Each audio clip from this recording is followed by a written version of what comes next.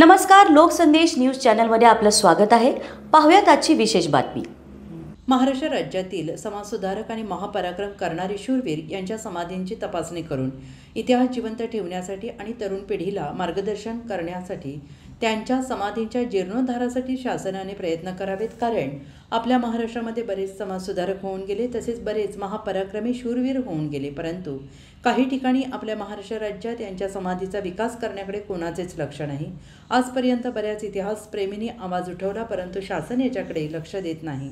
शासनाला आमची विनंती आहे की नको त्या ठिकाणी आपण प्रमाणापेक्षा जास्त पैसे खर्च करतो, वाया देखील घालवताना दिसत आहोत, परंतु जनतेमधून आवाज येताना दिसत आहेत। त्यासाठी त्यांनी रयतेसाठी आणि जनतेसाठी ज्यांनी आपले आयुष्य घालवले, कोणताही स्वार्थ न ठेवता आपल्या स्वतःच्या संसाराची काळजी न करता या समाजसुधारकांनी व महापराक्रमी शूरवीरांनी काम केले, त्यांच्यावर मात्र विकास करण्यासाठी शासन लक्ष देताना दिसत नाही। हे जनतेच्या दृष्टीने आणि कायद्याच्या दृष्टीने खेदजनक वाटते आहे।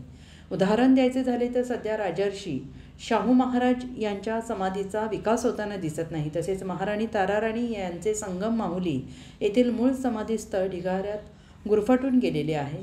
अशी बरीच उदाहरणं सांगता येतील आणि म्हणून शासनाला विनंती करत आहोत, त्वरित आमच्या या मागणीचा विचार करावा आणि दखल घेऊन तपासणी पथक नेमावे आणि यांच्यावर काम करण्यासाठी नियोजन समिती लवकर अस्तित्वात आणावी आणि आमच्या या महापुरुषांच्या समाधींचं आणि महापराक्रमी शूरवीरांचे समाधीचे जीर्णोद्धार करावा, हीच आशा आंतरराष्ट्रीय मानवता अधिकार आणि मीडिया संघटन व डॉक्टर बाबासाहेब राष्ट्रीय मंच तसेच अमन समाज पार्टी महाराष्ट्र राज्याध्यक्ष माननीय मिलिंद विष्णू साबळे सर।